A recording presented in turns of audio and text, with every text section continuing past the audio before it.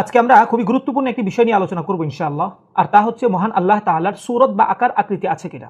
আজকের আলোচনাটাকে আমরা তিনটি ভাগে ভাগ করেছি। এক, সূরত কাকে বলে। দুই, সূরত বিষয়ে আহলুস সুন্নাত ওয়াল জামাতের অবস্থান।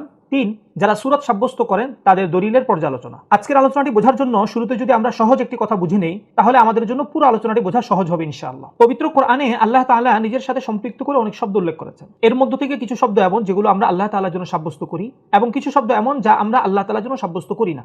যেমন ইয়াদুল্লাহ, আইনুল্লাহ, ওয়াজহুল্লাহ, এগুলো আমরা আল্লাহ তাআলার জন্য সাব্যস্ত করি। অনুরূপভাবে আল্লাহ তাআলা বলেন ওয়া মাকারু ওয়া মাকারাল্লাহ আল্লাহু ইস্তাহজিউ বিহিম নাসুল্লাহা ফানাসিয়াহুম। আল্লাহ তাআলা নিজের সাথে শব্দগুলো সাব্যস্ত করলেও আমরা কিন্তু শব্দগুলোকে বাস্তবিক অর্থে আল্লাহ তাআলার জন্য সাব্যস্ত করি না। যে হে উপহাসকারী, হে চক্রান্তকারী, হে ভুলে যাওয়া সত্তা, আমরা কিন্তু এই ধরনের কথা বলি না। তো এখানে একটা মূলনীতি হচ্ছে যে শব্দ আল্লাহ তাআলার শান উপযোগী না, সেই শব্দগুলোকে আহলুস সুন্নাত ওয়াল জামাত আল্লাহ তাআলার জন্য সাব্যস্ত করেন না। মূলত সূরত যে শব্দটা, এই শব্দটা বোঝায় কোন একটা জিনিসের দেহ থাকা এবং তা বিভিন্ন জিনিস দ্বারা গঠিত হওয়া। যেমন দেখুন, আমার একটা সূরত আছে, ফলে আমার একটা দেহ আছে, একটা আয়তন আছে, এবং আমি হাত, মাথা, পা বিভিন্ন অঙ্গ দ্বারা গঠিত একজন মানুষ।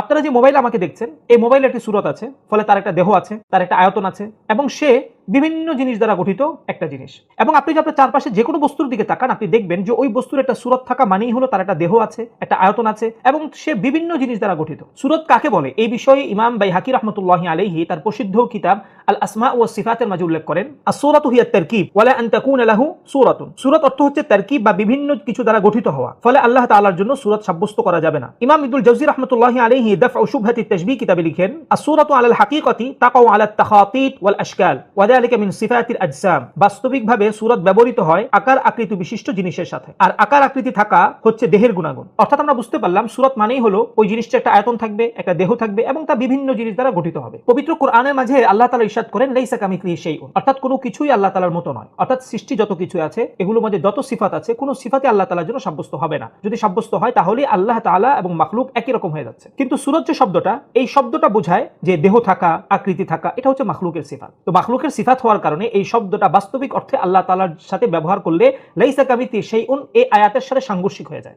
এখন কেউ হয়তো বলতে পারেন যে লাইসা কামিসলিহি শাইউন আয়াতটাও ঠিক আছে, আবার আমি বললাম আল্লাহ তাআলা সূরত আল্লাহ তাআলার মতো, সৃষ্টির মতো না। এই যে কথাটা, এই কথাটাও সঠিক না। যেমন ইমাম ইবনে জামা রাহমাতুল্লাহি আলাইহি আত-তানজিহ কিতাবের মধ্যে লিখেন, ফাআসবাতা লিল্লাহি তাআলা সূরাতান ওয়া আন্নাহু সুবহানাহু ওয়া তাআলা খালাকা আদম আলাইহা ওয়া মিনহুম মান আসবাতা লিল্লাহি তাআলা সূরাতান লা কাসুয়ার। আল্লাহ তাআলা সূরত আছে এবং তিনি হযরত আদম আলাইহিস সালামকে সেই সূরতে সৃষ্টি করেছেন। আবার কেউ কেউ আল্লাহ তাআলার জন্য সূরত সাব্যস্ত করে, তবে তা অন্যান্য সূরতের মতো নয়। এখন দেখুন, ইমাম ইবনে জামা রাহমাতুল্লাহি আলাইহি লিখছেন, ওয়া হাযানিল কাওলানি মারদুদানি লিমা ফীহিমা মিনাত তাশবীহ ওয়াত তাজসীব ওয়া হাযা আলা আল্লাহি তাআলা মুহালুন। এই উভয় কথাই বাতিল, কেননা এই দুটি কথার মাঝে সাদৃশ্য ও দেহবাদ পাওয়া যায়, যা আল্লাহ তাআলার জন্য অসম্ভব। অর্থাৎ আমরা বুঝতে পারলাম আল্লাহ তাআলা সূরত আছে এবং সেই সূরত অন্যান্য সূরতের মতো নয়, এই কথাটাও সঠিক না। কারণ সূরত শব্দটাই হচ্ছে এমন যে শব্দটা আপনি যেইভাবেই বলেন না কেন, এই শব্দটা আল্লাহ তাআলার শান উপযোগী না। এবার আসুন আমরা দ্বিতীয় বিষয় আলোচনা করি, অর্থাৎ সূরত বিষয় আহলুস সুন্নাত ওয়াল জামাতের অবস্থান। ইমাম বাইহাকি রাহমাতুল্লাহি আলাইহি আল্লাহ তাআলা সূরত বিষয় আল আসমা ওয়াস সিফাত কিতাবের মাঝে লিখেন, ফাইন্নাল্লাযী ইয়াজিবু আলাইনা ওয়া আলা কুল্লি মুসলিমিন আন না'লামা আন্না রাব্বানা লাইসা বিযি সূরাতিন ওয়ালা হাইআতিন। আমাদের প্রত্যেক মুসলিমের উপর এটা জেনে রাখা আবশ্যক যে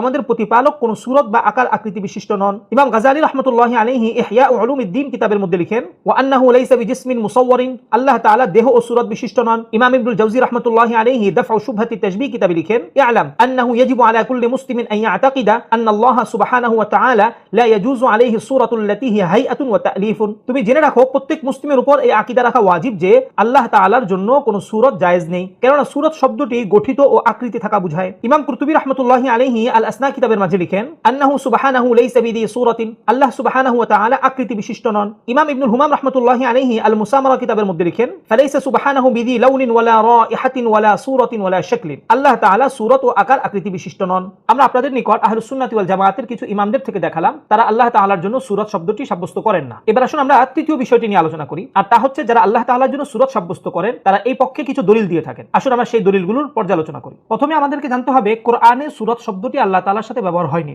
কিছু হাদিসের মধ্যে সূরত শব্দটি ব্যবহার হয়েছে।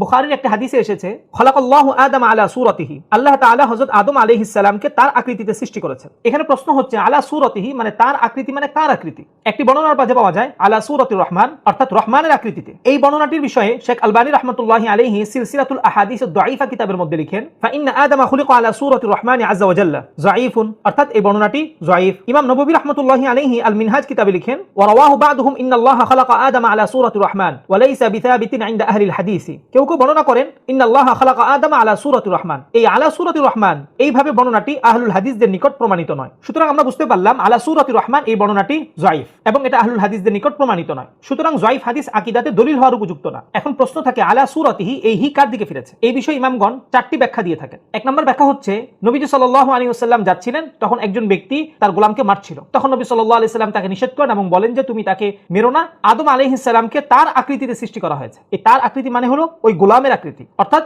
ওই গোলামের চেহারা এবং আদম আলাইহিস সালামের চেহারা একই রকম ছিল। এজন্য তিনি বলেছেন যে তার চেহারা তুমি মেরো না। হযরত আদম আলাইহিস সালামকে তার আকৃতিতে সৃষ্টি করা হয়েছে। যেমন হাফিজ ইবনে হাজার রাহমাতুল্লাহি আলাইহি ফাথুল বারিতে লিখেন ওয়াখতুলিফা ফি দমিরি আলা মান ইয়াউদু ফাল আকসারু আলা আন্নাহু ইয়াউদু আলাল মাদরুব। জমিরটি কার দিকে ফিরেছে এটা নিয়ে ইখতিলাফ রয়েছে, তবে অধিকাংশের মত হচ্ছে যাকে মারা হচ্ছিল জমিরটি তার দিকে ফিরেছে। দ্বিতীয় ব্যাখ্যা হলো এটা আদম আলাইহিস সালামের দিকেই ফিরেছে, অর্থাৎ আদম আলাইহিস সালামকে তার আকৃতিতে সৃষ্টি করা হয়েছে। এখন প্রশ্ন আসতে পারে তার আকৃতিতে তাকে সৃষ্টি করা হয়েছে এই কথার অর্থ কি? কথাটির অর্থ হচ্ছে আমাদের সৃষ্টি আর আদম আলাইহিস সালামের সৃষ্টি একরকম না। আমরা মায়ের গর্ভে ছিলাম, ছোট হয়ে জন্মগ্রহণ করেছি, এখন আমরা একটি অবস্থায় আছি, একটা সময় আমরা বৃদ্ধ হয়ে যাব। কিন্তু আদম আলাইহিস সালাম কোনো মায়ের গর্ভ থেকে তিনি জন্মগ্রহণ করেননি। তো তার সৃষ্টিটা কিভাবে হয়েছে? তার সৃষ্টিটা হচ্ছে আল্লাহ তাআলা তার জন্য একটা আকৃতি নির্ধারণ করেছেন, তাকে ঠিক ওই আকৃতিতেই সৃষ্টি করেছেন। তো হাদিসের অর্থ হচ্ছে এটাই যে আল্লাহ তাআলা হযরত আদম আলাইহিস সালামের জন্য যে আকৃতি নির্ধারণ করেছেন তাকে ঠিক সেই আকৃতিতেই সৃষ্টি করেছেন। তৃতীয় ব্যাখ্যা হচ্ছে যে এটা আল্লাহ তাআলার দিকে ফিরবে, মানে আল্লাহ তাআলার সূরতে সৃষ্টি করা হয়েছে। তো এখানে সূরত দ্বারা উদ্দেশ্য হচ্ছে সিফাত, অর্থাৎ আল্লাহ তাআলার যেমন সিফাত আছে যে তিনি সবকিছু শোনেন, সামিয়া, বাসির, আলিম, ঠিক তেমনি মানুষকেও তিনি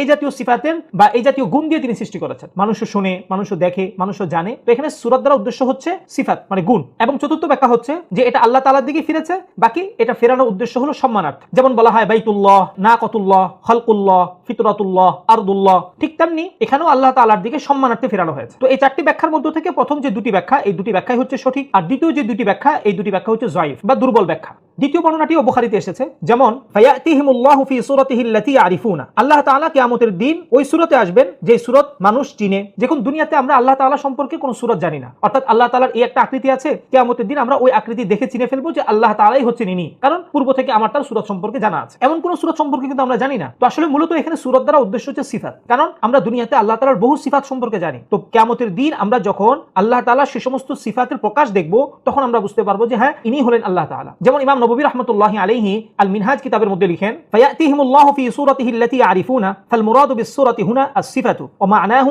ফায়াতাজাল্লাল্লাহু সুবহানাহু ওয়া তাআলা লাহুম আলা আস-সিফাতি আল্লাতী ইয়ালামুনাহা ওয়া ইয়ারিফুনাহু বিহা। এখানে সূরত দ্বারা উদ্দেশ্য হচ্ছে সিফাত বা গুণ, ফলে অর্থ হচ্ছে আল্লাহ তাআলা এমন গুণে প্রকাশ হবেন যে গুণ সম্পর্কে মানুষ জানে ও চিনে। এখানে আপনাদের মজার একটা জিনিস দেখাই, আমার আহলে হাদিস ভাইরা বাংলাদেশের মধ্যে প্রচার করেন যে তারা হলো আহলুল হাদিস এবং তারা এই হাদিস দ্বারা দলিল দেয় যে আল্লাহ তাআলা সূরত আছে। অথচ দেখুন হাফিজ ইবনে হাজার রাহমাতুল্লাহি আলাইহি এই হাদিসের ব্যাখ্যায় ফাথুল বারিতে লিখেন তামাসসাকা বিহিল মুজাসসিমাতু ফাআসবাতু লিল্লাহি সূরাতান, দেহবাদীরা এই হাদিস দিয়ে দলিল দেয় যে আল্লাহ তাআলার সূরত আছে। অর্থাৎ আমরা যেটা বুঝতে পারলাম হাফিজ ইবনে হাজার প্রসিদ্ধ আহলুল হাদিস, ইমাম নববী প্রসিদ্ধ আহলুল হাদিস, আমাদের দেশে যারা আহলুল হাদিস আছে তারাও দাবি করে নিজেদেরকে আহলুল হাদিস। অথচ ইমাম ইবনে হাজার রাহমাতুল্লাহি আলাইহি এই হাদিসের ব্যাখ্যায় যে কথাটা বলেছেন, অর্থাৎ এই হাদিস দ্বারা দলিল দেয় দেহবাদীরা, ওই ব্যক্তিরাই আমাদের দেশে আহলে হাদিস পরিচয়ে দলিল দিচ্ছে যে আল্লাহ তাআলার সূরত আছে। দলিল বুখারীর এই হাদিস। অথচ হাফিজ ইবনে হাজার রাহমাতুল্লাহি আলাইহি বলছেন এই হাদিস দ্বারা দেহবাদীরা দলিল দেয় আল্লাহ তাআলার সূরত আছে। আল্লাহ তাআলা আমার আহলে হাদিস ভাইদের বুঝার তৌফিক দান করুক, আমিন। এবার আসুন আমরা তৃতীয় আরেকটি দলিল নিয়ে আলোচনা করি। যেমন তিরমিজির হাদিসে এসেছে আতানিয়াল লাইলাতা রাব্বি তাবারাকা ওয়া তাআলা ফি আহসানি সূরাতিন, রাতে আল্লাহ তাআলা আমার কাছে এসেছেন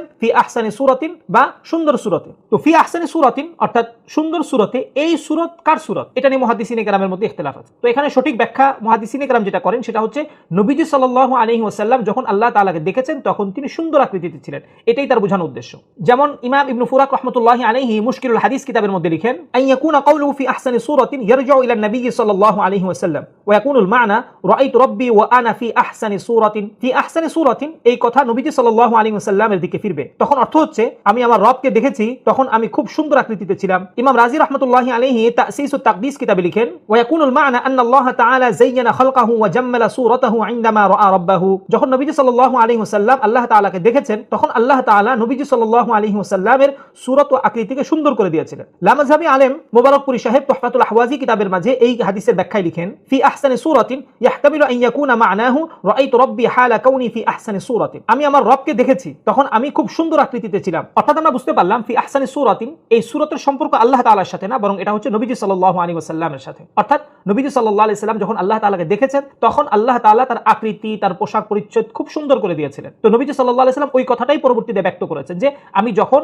আল্লাহ তাআলাকে দেখেছি তখন আমি খুব সুন্দর আকৃতিতে ছিলাম। এখন আপনাদের মনে একটা প্রশ্ন আসতে পারে, মুহাদ্দিসিনে কেরাম কেন ব্যাখ্যা করতে গেলেন? দেখুন, শুরুতে আমরা একটা কথা বলেছি যে কোরআনের মধ্যে আল্লাহ তাআলা বলেছেন লাইসা কামিথলিহি শাইউন, কোনো কিছুই আল্লাহ তাআলার মতো নয়। কিন্তু সূরত যে শব্দটা, এই সূরত শব্দটাই হচ্ছে এমন যে আল্লাহ তাআলার জন্য সৃষ্টি সদৃশ বোঝায় এবং আল্লাহ তাআলার শানের উপযোগী না। এই জন্যই মুহাদ্দিসিনে কেরাম এই শব্দগুলোর ব্যাখ্যা করেছেন। ঠিক যেমন আপনি কথা বলবেন না যে আল্লাহ তাআলা ভুলে যান, বা আপনি এভাবে বলবেন না আল্লাহ তাআলা তার মতো করে ভুলে যান, এই কথা আপনি বলবেন না। কেন বলবেন না? এই ভুলে যাওয়া একটা ত্রুটি, এটা আল্লাহ তাআলার শানের উপযোগী না। ঠিক তেমনি সূরত যে শব্দটা, এই সূরত শব্দটা এটা বোঝায় যে তার একটা গঠন আছে, তার একটা দেহ আছে এবং তার একটা আয়তন আছে এবং তিনি বিভিন্ন জিনিস দ্বারা গঠিত। তো এই যে শব্দগুলা বা এই যে কথাগুলো, এই কথাগুলো লাইসা কামিথলিহি শাইউন এই আয়াতের সুস্পষ্ট সাংঘর্ষিক। এই জন্যই মূলত মুহাদ্দিসিনে কেরামরা এই হাদিসগুলোর ব্যাখ্যা করে থাকেন।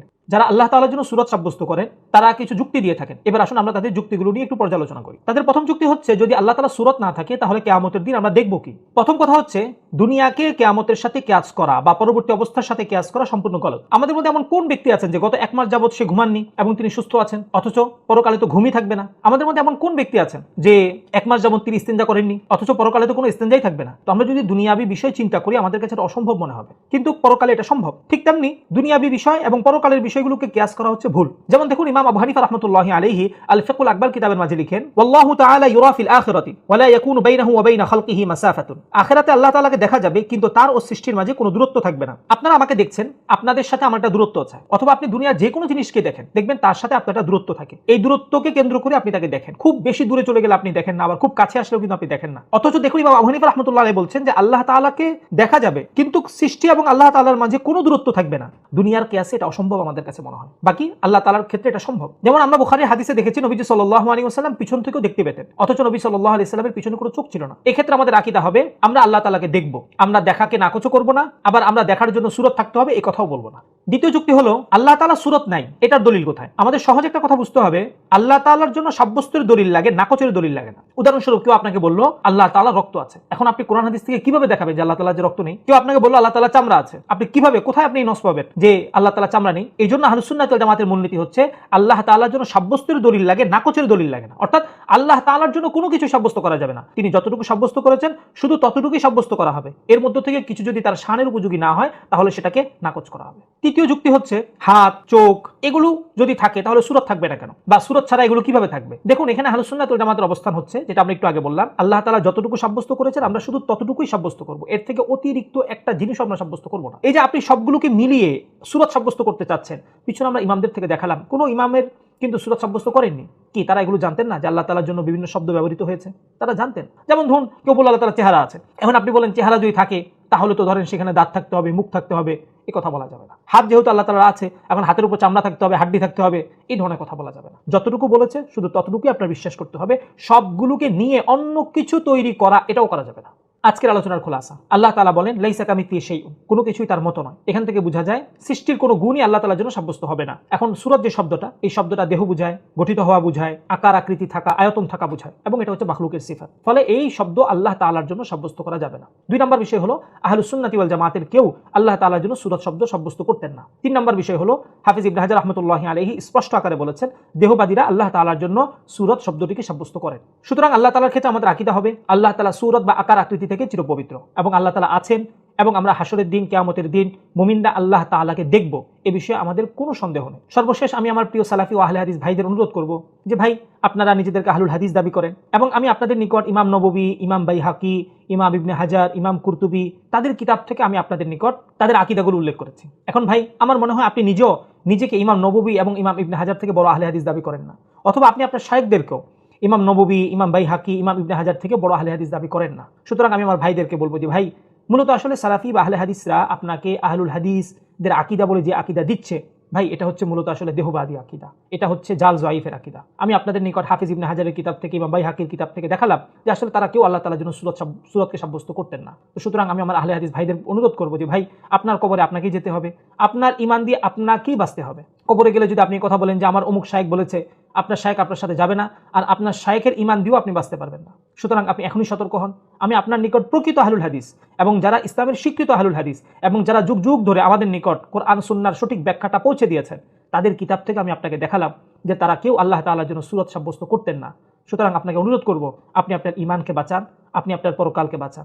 আপনি এখনই সতর্ক হন, আপনি এখনই এই সালাফি আহলে হাদিস নামক এই দেহবাদী, সাদৃশ্যবাদী এবং এই জাল জয়ীফের আকীদা বর্জন করুন, এবং আপনি এখনই প্রকৃত সালাফদের আকীদা, প্রকৃত আহলুস সুন্নাত ওয়াল জামাতের আকীদা গ্রহণ করুন। আল্লাহ তাআলা আপনাকে তৌফিক দান করুন, আমিন। সর্বশেষ কথা হচ্ছে, আজকের আলোচনাটি সম্পর্কে যদি আমাদের কারো কোনো মন্তব্য থাকে বা আপত্তি থাকে, আমরা কমেন্টে জানাবো।